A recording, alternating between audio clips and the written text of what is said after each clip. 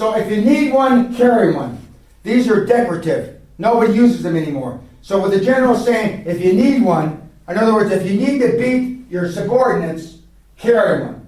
So he's been insulting. He's insulting the other officers and the NCOs. You shouldn't need a fucking swagger stick. You command from the top because of your rank, not because of your swagger stick.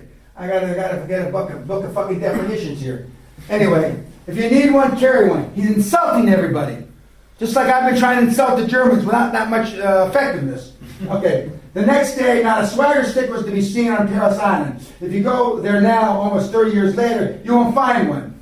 I've never forgot the succinct brilliance of the memo, which achieved its desired effect totally, instantly, and elegantly. In 6 words, the general had his way with an ironic twist that made the direct order superfluous. If you need one, carry one.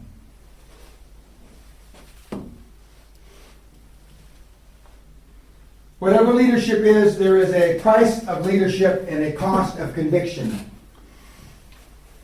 You will pay a price. Your price of leadership is that you are going to have to lead from the front. You will have to convince people of your dream.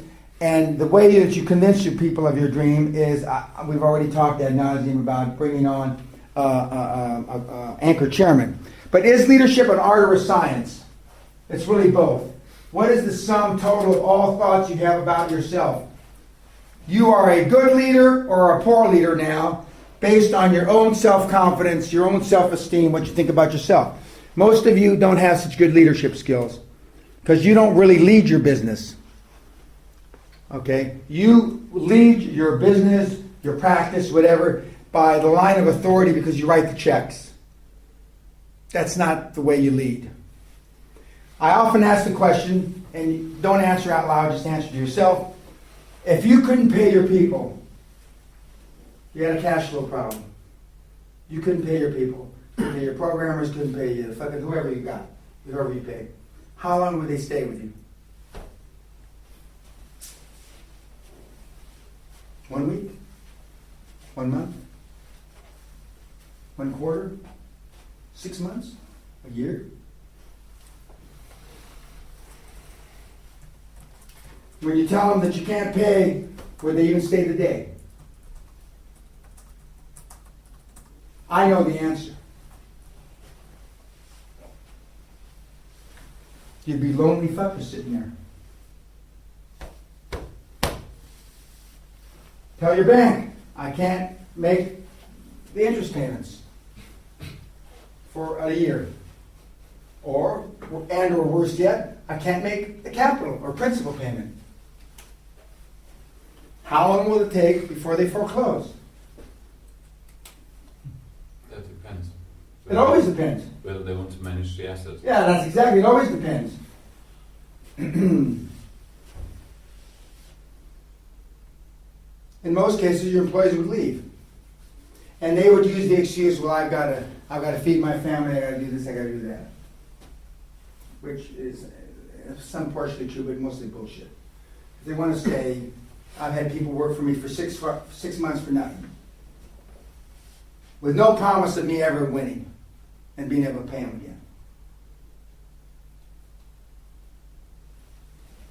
And they're not staying there because they love me. Well, they said they love me because, they say I'm hard not to love because I'm such a beast. But everybody wants direction. Everybody wants leadership. Our children want direction. The youth of the world wants fucking direction. And we don't give them much of it. We've gotten too fucking politically correct. Did you pay them after the half year? No, I didn't. It took a year. Oh, but then you paid. Yeah. But I told them a half a year. But I thought I was being optimistic. I thought a year I could get myself unscrambled. Took me a year, not a half a year. And 2 or 3 of them, a few of them had to leave. I mean, they could, They ran through their personal savings. They moved in with their mother. All kinds of things happened. Their wives went to work. But then I came like the fucking phoenix, rising from the ashes like volcanic ash. The propeller's hitting the fucking volcanic ash. But that was one of the 5 or 6 times that I was flat on my ass. I had no money, had no cash. So please, I don't want to do it again, but I mean, I know how to do it. But now every time I do it, my overhead's always bigger. I've never cut back. I'm not one of these guys that's downsized. If anything, I'm upsized. And so, every time I do it, I got to come up with more money. And now the bankers and the guys that helped me before, they're all fucking gone, dead. So now we got new young bankers. Pina, let me see here. He's moved all his assets out of the U.S. He owns nothing himself in the U.K. The only place he owns anything is in the Philippines, which is blacklisted. Doesn't look like such a good risk to me. All true, that's all true. But maybe you can also share how many people you know who had 1 million, 10 million, 100 million, who lost it all and did not rise again from the ashes. Oh yeah, I know a lot that have lost, I don't know how many that have lost 1 million, but I certainly know guys that have lost 10, 20, 50, 100 million that don't rise from the ashes. But the bankers don't give me any more credit just because I have risen from the ashes. And when I say I've always paid back my banks for ever since from the very beginning, I've never not paid back the principal I owe them. Sometimes I didn't pay them when they wanted to get paid, but I always paid them the principal. In all but 1 or 2 cases, I always paid them the interest because we disputed interest a couple times, and so they forgave some of the interest on some debts. And I've always, I've only sued lawyers once. I've never sued accountants. But I pay. And so I can say with my hand on my heart, when I tell you I'm going to pay, I'm going to pay. I may not pay you when you want to get paid. And it depends on the deal. And if I listen to Bjorn, it's going to happen. And then pretty soon, of course, I don't listen to guys like that anymore because I know better. Just like I told you this afternoon. I mean, I've heard those stories. Don't blow it totally for me. I want to speak. No. Stefan, no, I'm not saying it can't be done. But I mean, you know more about the German property market than I do. I'm not blowing anything. I wouldn't sick them on you if I thought that it was just a dead deal. But I mean, I can't make a legitimate assessment because I don't understand the property market. I made a real good assessment of what you told me. I figured out exactly there was 4 things that had to happen. So I did that in about 180 seconds. So it didn't take me long because I've heard before, and I've done deals just like you're trying to do right now before.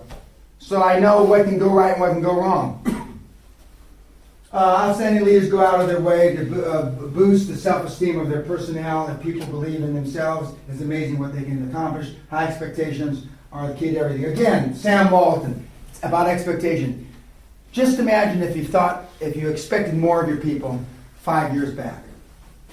Where would you be today? Where would you be today? What if you expected more of yourself, Robert, 5 years back? Forget your people. Where would you be today? Where would you be?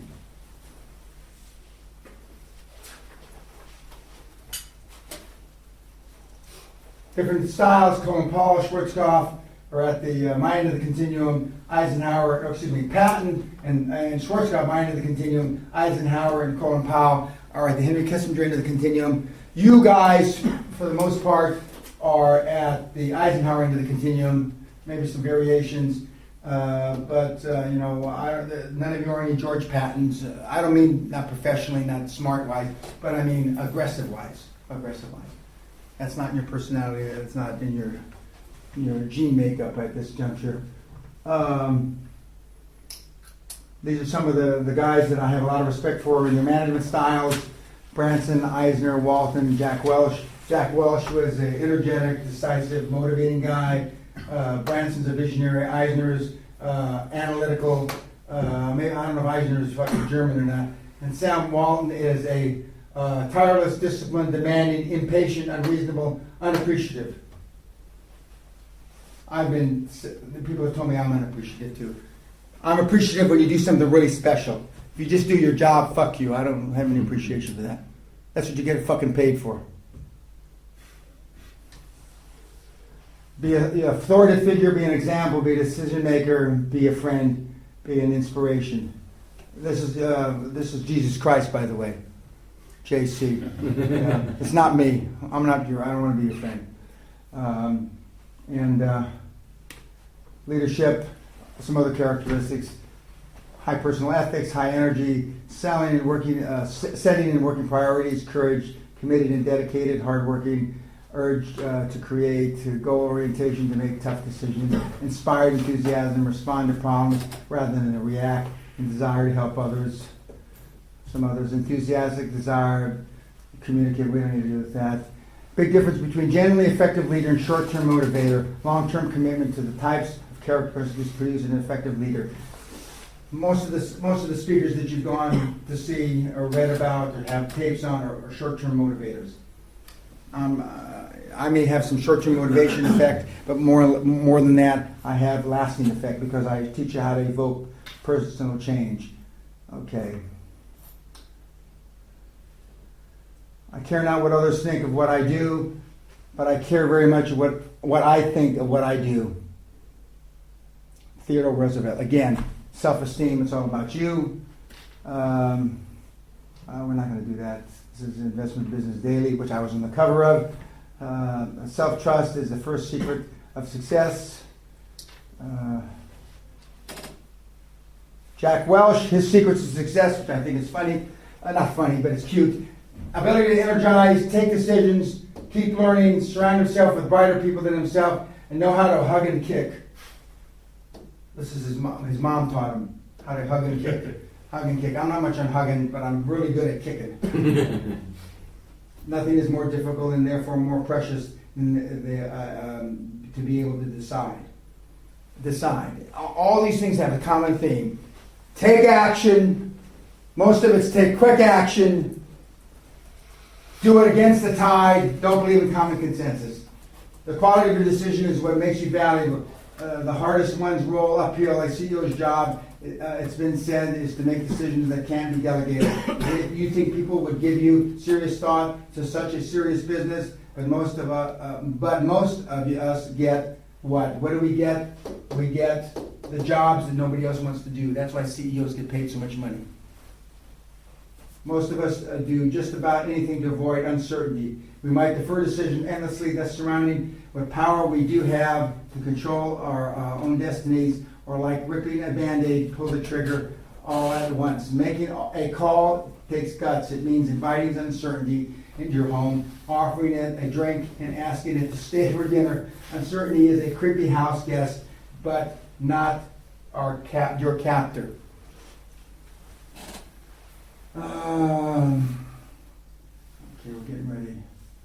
And oh yeah, this is good. Okay. Big difference between wrong decisions and bad decisions. This is good. A wrong decision is picking door 1 when the prize is actually behind door 2. It's a lousy result, but a fault lies in the method. A bad decision is launching the space shuttle Challenger when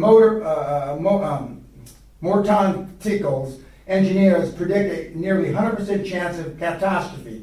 The method in this case is no method at all. The distinction is important because it separates outcomes which you can't control from a process which you can. Wrong decisions are an inevitable part of life, but bad decisions are unforced errors. Everybody understand that?